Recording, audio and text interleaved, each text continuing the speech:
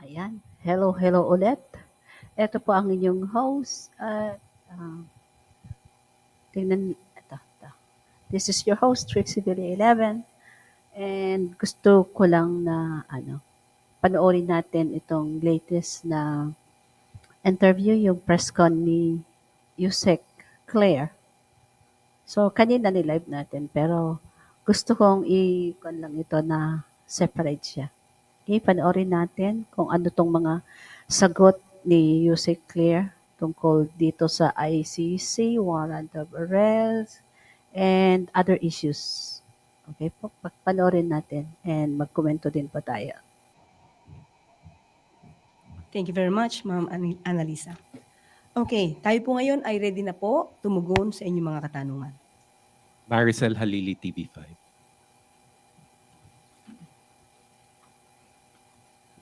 Magandang umaga po, Yusek. Ma'am, merong lumabas na news article saying na nag-issue na raw ng red notice ang Interpol in connection dun sa ICC arrest warrant kay PRRD. Meron po ba tayong natanggap na confirmation or detalye tungkol po doon? Wala pa po tayo natatanggap na anumang communication patungkol sa red notice. At nakausap din po natin si ASEC Nico from the DOJ. At as of now, tinitignan din po nila ang kanilang mga records. As of now, wala pa po natatanggap na anumang communication patungkol dyan. But any new guidance po from President Marcos or ES Bersamin about the case of PRRD in ICC? Okay, may lumabas na mga balita na meron nang na-issue na warrant of arrest. Pero as of now, sabi nga natin, hindi po namin ma-confirm agad-agad kung wala pa po kaming physical copy ng warrant of arrest. Ang sabi po kasi ng DOJ, since hindi po tayo miyembro ngayon ng ICC, may mga options po kasi ang ICC kung paano nila ito ipapaserve. Kung nagkataon po kasi na tayo miyembro, pwede po ito ipadaan sa opisina po ng Pangulo o kaya po sa DOJ o kaya sa DFA. Pero maaari pa rin po tayong ituring ng ICC bilang miyembro at maaaring gawin po yung binanggit po mga procedure. Pero nasa kanila po ito kung ito po ay ipapadaan nila mismo.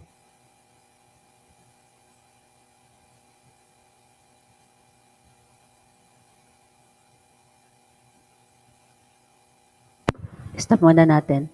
Okay, so yun nga yung ito nga yung kanina nakita ko na ang sinasabi naman, hindi naman sinabi ni Yusek na meron.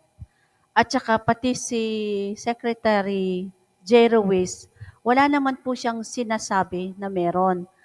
Ang nabasa ko lang na reaction nila is, we've heard. So, ang we've heard pa, confirm na meron. At dito nga sa sinasabi ni Yusek Claire, di ba ang sinasabi niya is, may narinig kami, pero hindi naman sila yung unang nagsabi. Di ba ang sinasabi dito is, galing sa Rappler. Meron din kasi sa iba't ibang mga news agency na nagsasabi. Kaya lang, alam nyo naman, gusto nilang sirain, di ba? Gusto nilang ang tawag nito, gusto nilang sirain ang credibility ng PCO at saka yung PCO, yung team ng PCO secretary at saka si Yusek, di ba? Kaya nga sigurado natin bukas 'yan. Ang dami na namang garapatang manganganak na naman ng mga garapatang aatake kay Yusek Claire. Kasi sabi nga nila, attack dog. Ngayon, dadami ulit yung garapata. Ngayon pa nga lang, may mga napanood na ako eh. Tuloy po natin. Doon sa bansa, kung nasaan yung taong kanilang, kung gustong iserve ng warrant of arrest. Yusek, there's no change when it comes to the policy of the government na hindi pa rin tayo makikipag-cooperate sa ICC unless it's requested by Interpol. Yes, sa Interpol po tayo makikipag-ugnayan kung hihingin po ng Interpol ang tulong ng gobyerno po, ng pamahalaan. Ma'am, additional point lang. May I have your reaction on the statement of former President Duterte? Sabi niya kasi, what was my sin? I did everything in my time so Filipinos can have a little peace and tranquility. And, well, probably he was joking. He also asked OFWs from Hong Kong. Naglulo ko siya. Ano ba yan? Kahit din kanina, ganyan talaga yon. kung na mag-contribute daw ng something para itayo na lang siya ng monumento? Siguro po ang pagdedeklara ng isang tao na hero, dapat hindi po siya ang nagsasabi nun. Taong bayan ang magsasabi kung siya ay naging hero at paggawan siya ng monumento. Ngayon, patungkol naman po doon sa sinasabi niya na wala siyang kasalanan, marami na po tayong nadinig. Siya mismo po ang umamin sa hearing sa Quadcom at saka sa Senado. Marami siyang inamin. Unang-una, sinabi niya, Lang. Oo nga naman, 'di ba kahapon nanood din po ako. At ang nakakaawa lang dito, naaawa ako sa mga OFW na mga nauuto niya. I mean, hindi naman lahat, pero yung sinasabi ko is yung mga naniniwala sa kanya kasi, 'di ba, ang sinasabi niya wala siyang pera. Wala ba siyang pera? Nakapunta siya ng Hong Kong. Tapos ang mag-rally po ng kagaya nung ganun is malaki po yung gastos. Pero may mga news din na yung ticket sa pagpasok sa parang stadium, stadium ba tawag doon? Ng KOJC, kasi yung KOJC ang ginamit nila eh. May ticket. So, ibig sabihin, pinagkapirahan na naman, di ba? Kasi may bayad eh. Magkano ba ang bayad bawat papasok doon? 'Di ba nga kung narinig ninyo, nanghihingi pa ang Tatay Digong nila, ang Tatay Digong nila na sabi niya kapag siya daw ay nakulong, tapos nakalabas, etc. 'Di ba, na manghihingi pa siya ng donasyon para ipagpatayo siya ng monument, ng rebulto. Ano 'yun? Anong klaseng rebulto 'yun? Rebulto ng budol? Tanong ko lang naman, anong klaseng rebulto yun? 'Di ba ang mga ginagawa ng rebulto yung mga hero? Hero ba siya? Sa anong paraan? Bakit siya hero? I mean, tanong ko lang po yun. Okay, tuloy po natin. na he encouraged, ba? He ordered the police officers to encourage the suspect to fight. For what? Anong purpose nun? Ang sabi niya, inamin niya, para magamit din yung depensa. Because kapag lumaban ang isang suspect, maaari itong masabing self-defense on the part of the police officers. Pero hindi dapat ganoon ang gawin. There should be a due process. We have to give the suspect, any accused, the right for this due process. Hindi tayo dapat laging cut the process. At ang sabi niya, bakit daw ginawa yun? Para mabilis masulba or marisolba ang problema. Mabawasan agad ang problema. Hindi ganun pamamaraan. Hindi pa ba yun kasalanan? Okay. Masingit ko lang po. 'Di ba nga ang sabi niya noon, napapanood po naman natin. Hindi lang naman ako yung nagsasabi. Ang napapanood natin, 'di ba ang ano nila, process nila doon is ang sinasabi nila, supposed to be, I mean, sorry. Ang sinasabi nila is ang sinabi niya ito sa mga pulis noon na kapag nanlaban, self-defense. Pero bakit sa mga nakikita natin na mga investigasyon, lahat ba yung 7,000, 3,000 or kung ano man yung exact, yung accurate na number dyan, 10,000 or whatsoever number yung mga namatay sa panahon nila at sinasabing part of AGK. Lahat ba sila nanlaban? Lahat ba sila may barel? 'Di ba? Tsaka kung minsan mula sa bunganga din kasi nila na nadudulas sila eh. Pakinggan nyo yung mga sinasabi nila. Pag sinabi nilang si PBBM, bangag, kabaliktaran yun. Para sa kanila yun. 'Di ba? Tuloy natin. Maybe sa mga taong hindi na biktima ng EJK at Bloody Tokhang, maaaring nagpupunyagi at tumapalakpak. Pero paano naman po yung mga namatayan at yung pamilya na nawalan ng kanilang mahal sa buhay dahil lang sa walang due process na ibinigay sa kanila? Salamat po. Ana Badjo, GMA News Online. Morning po, Yusek. Ma'am, may we get information na po kaya kung ano po yung naging reason ni DICT Secretary Uy, bakit siya nag-resign? And kung meron na po tayong OIC, sino po yung OIC ng DICT sa ngayon? Okay. Sa ngayon po, wala pa pong nabanggit kung ano mang reason kung bakit umalis or bakit nag-resign si former Secretary Ivan Uy. Patungkol po sa OIC, alam ko na lang po sa inyo maya-maya lamang po yung kung sino po yung OIC na na-assign. How about ma'am si BARM Chief Minister Ahod Ibrahim? Baka may reason po tayong mabigay bakit po siya napalitan? Ibibigay na lamang po natin ang kasagutan na yan kay Secretary Carlito Galvez. Siya po ang magbibigay ng briefing patungkol po dyan. Ma'am, lilihis lang ako ng konti. Mm-mm. Meron pong may Wicked Palace reaction sa latest statement po ni Vice President Sara Duterte na yung OVP daw po ay iniwan na raw po ng government. Napaka-general po naman yata nung pagkakabanggit niya. Wala po ba siyang nabanggit kung paano siya iniwan? Ah, Paano nga ba siya iniwan? Ang OBP ba ang admin ba ang nangiwan sa kanya o siya yung nangiwan? 'Di ba una siyang nagsasabi na wala nang unity, ganun yung sinabi niya, 'di ba? Siya nga yung unang tumitira. Siya nga yung unang bumabaliktad. May vice president ba na siya yung overseer ng Office of the Vice President tung umalis. Tapos may ganun bang patakaran na lumabas ang presidente, tapos ikaw yung mamamahala, tapos a-attend ka ng rally na kontra sa kanya, ang sinisigaw doon sa rally is pababain ang presidente. May ganun ba? Kahit sabihin mo na hindi ka nagsalita, kung sabihin mo na ang rason mo is hindi ka nagsalita, pero yung the mere fact that you are present in that rally, anong emphasize doon? Anong ini-emphasize doon? 'Di ba?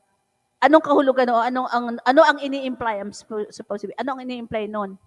Sumusuporta ka doon sa mga nagrarally na para pababain ang presidente. Sino ang magbe-benefit doon? Ang vice president, 'di ba? So ano 'yun? Tuloy natin ulit. Sumisingit lang ako dito sa kwan. salamat sa ano po to, event sa Hong Kong. She said, salamat sa suporta niyo sa akin, sa aking mga kasamahan, sa aming trabaho, sa programa at proyekto ng Office of the Vice President. Maraming salamat po sa inyong lahat dahil kayo lang ang sumusuporta sa OVP. Ang buong gobyerno ay iniwanan na po ang OVP. Mhm. Yan na naman po ang nais naman nilang iparating. Maging kaawa-awa ang OVP, maging kaawa-awa ang Vice President. Kung tutuusin po natin, siya po naman ay binigyan ng pagkakataon para ipagtanggol, idepensa ang kanyang proposed budget. Hindi naman po hinahadlangan na magbigay ng tamang budget sa OVP kung ito naman ay maipapaliwanag niya. Kung baga sa thesis, kung ikaw yung nag-submit ng thesis, kailangan mo idepensa.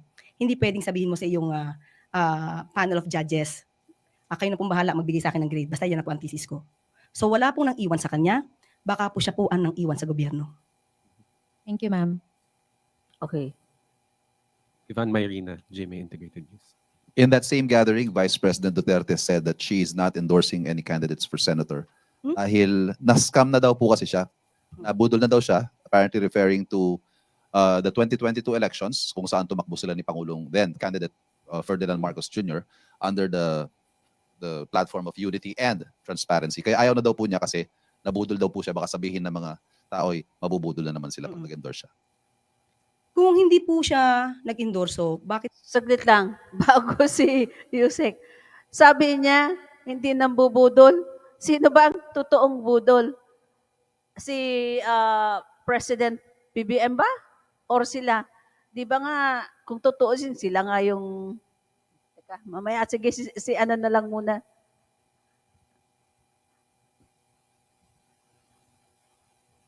meron po tayo napapanood na campaign ads na kasama po niya at pinagmamalaki niya ang naging trabaho o performance kung mayroon man ni Senator Bato.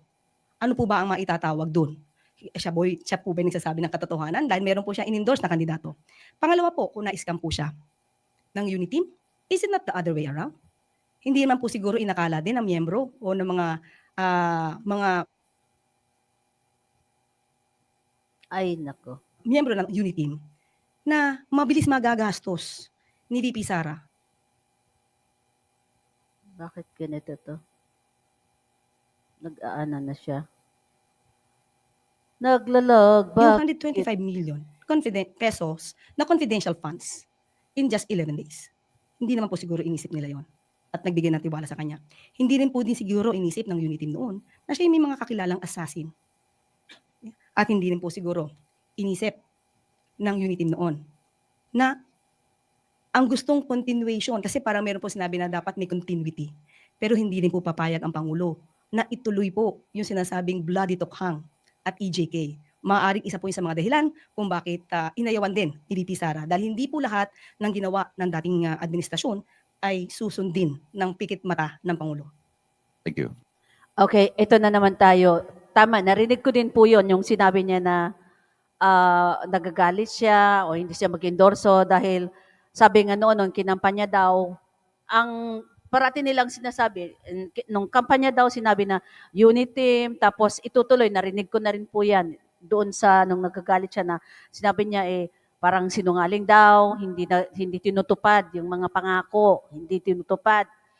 Ngayon, ang sinabi niya is unity at saka yung unity or unit team yan at saka yung sabi niya itutuloy kung ano yung mga proyekto tulad ng bid pero wala nang ginawa ngayon. Sabing gano'n. 'Di ba? Maliwanag na maliwanag ang sinabi ni PBBM noon ay itutuloy natin ang mga proyekto ng Pangulo, dating Pangulo, si PRRD, na magaganda. Ibig sabihin, kung ano lang yung magagandang proyekto sa build, yun ang itutuloy niya. Pero anong nangyari ngayon, di ba? Yung siya nga yung, sabi ko nga kanina siya nga yung janitor ngayon Bakit janitor ang ating PBBM? Oh, pangalawa na, natulay yan. Alin yung isa? Ito, ganito. Tulay na panggil sa Mindanao. Anong nangyari? Katatapos lang ng inauguration, pero makaraan ng ilang linggo yata yun, hindi ko matandaan. Anong nangyari? Bako-bako na yung tulay. Anong ginawa ni PBBM? Di ba pinaayos? Ngayon, etong Kabagan Bridge, anong nangyari ulit? Di ba? Katatapos lang inauguration, anong nangyari doon sa tulay? Bumagsak. Tapos, ang sinisisi nila, si PBBM daw. Ang sinasabi nitong mga tagapagtanggol ng Tatay Digong nila, ang sinasabi nila, bakit daw sinisisi kay Tatay Digong nila, nasa kasalukuyang administrasyon. Di ba, 90%, kasi inumpisahan yan, kung tutusin, ang tulay na yan, naumpisahan sa panahon ng dating President Pinoy, di ba? And then itinuloy nung panahon, 6 na taon ni former president or yung Tatay Digong nila. So, itinuloy lang, natapos lang nitong 2025. Parang ka-open nga lang bumagsak na. Ang sabi naman, itatapik natin yan sa isang natin na. Ang sabi naman ng is sinisisi daw, naninisi na daw si PBBM. Pero kung tutuusin, nanisi na ba? 'Di ba ang sabi niya managot kung sino ang dapat managot? Hindi naman siya nagturo na sinasabing si DNR o si ganito ang mananagot, 'di ba? Ang sinasabi naman niya, ang narinig ko is yung designer. Although yung designer naman daw, may narinig na rin ako, merong may video na sinagot ni Engineer Cañete na ang sabi niya is by the book, sinundan lang niya yung nito. Sinundan lang kung ano yung nandun sa specifications ng tulay. Ang tanong ko naman po dito, oo nga, sinundan mo yung specifications, pero dapat ba na ganun ang tulay na gagamitin pang dalawahan kapag sa probinsya at alam natin na yun lang ang daan, shortcut nila para makatawid sa kabilang lugar, sa kabilang probinsya or sa kabilang bayan. Yun lang, tapos lalagyan mo siya ng tulay na mahaba, tapos pangdalawang kwan lang, ang sabi nga ng mga taga doon, parang light vehicles only. Bakit? Saan mo pa dadaanin yung mga truck kung yun? Well, anyway, tanong ko lang naman yun. Hindi naman ako yung magdi-decide doon. Desisyon yun ng presidente at saka ng local government or kung sino man yung mga direct na nandoon. So sila yung magdidesisyon na gagawin yung tulay. I mean, kung ako lang, bakit ganun ka-weak ang tulay? Di ba? Ituloy natin to para hindi natin mapahaba. Diba? Ace Romero, Philippine Star. Na lang ako. Yusek, balikan ko po yung ICC. When PCO Secretary Jay Ruiz issued a statement Sunday, he said, we heard about the supposed arrest warrant against the former president. Can we know exactly what was the basis of Secretary Ruiz, yung basis ng kanyang information for that? Okay, papansinin niyo po, nagbigay po siya ng statement Sunday.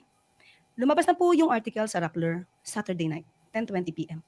So hindi lang naman po ako, hindi lang din po kayo, hindi lang po si Secretary Jay ang nakarinig.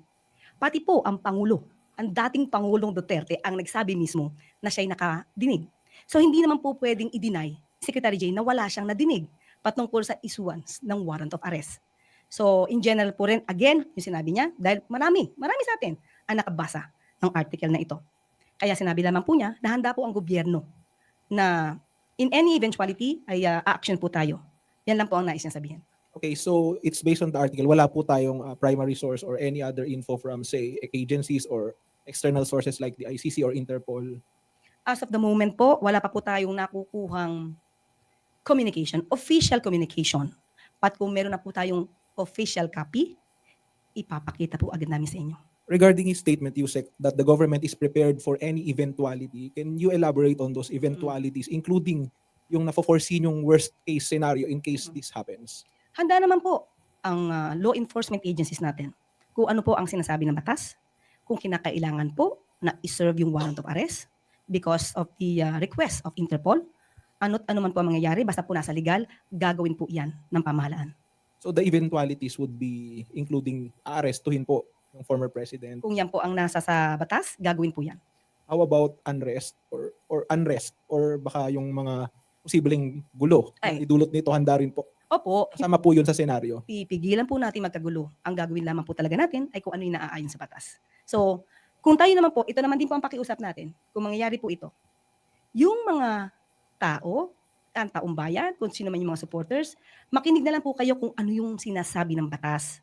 Huwag na po tayong makialam kung inyo pong ang gagawin ay hindi naman po naaayon o labag sa batas ang inyong gagawin. Tingnan niyo na lamang po kung ang pagsisilbi, halimbawa po magsisilbi ng warrant of arrest at lahat naman po ay ayon sa guidelines at ayon sa rules of law. Huwag na lang po sanang maging matigas ang ulo ng ibang taong bayan para pigilan to, katulad nung nangyari sa panahon po ng pag-aresto. Kaya, Pastor Kibuloy. Kibuloy. Salamat po. And Soberano, Bombo Radio. Ma'am, good morning. Just want to go back doon sa kay Ahod Ibrahim, ma'am. May mga report kasi na there might be kaguluhan po daw na mangyayari na dahil nga sa pag-replace kay Ahod Ibrahim as Chief Minister. Alam po ba ito ni Presidente kung ano yung magiging impact sakali na natanggal sa pwesto si Ibrahim, and then yung may instruction ba siya sa Armed Forces of the Philippines and other law agencies, law enforcement agencies, kung anong gagawin sa possible na magkaroon ng unrest po sa BARM? Sa kasalukuyan po, wala po tayo nakikitang anumang maaaring maging dahilan para magkagulo kung magkakaroon man po ng transfer of power sa BARM. At ang katauhan po nitong si Chief Ahod Ibrahim, isa po siya sa mga proponent of peace process. So hindi po natin nakikita sa katauhan po ni Chief Ibrahim na ganoon po ang mangyayari. At sabi ko nga po, ang lahat ng detalye pong ito ay sasagutin po ni Secretary Carlito Galvez.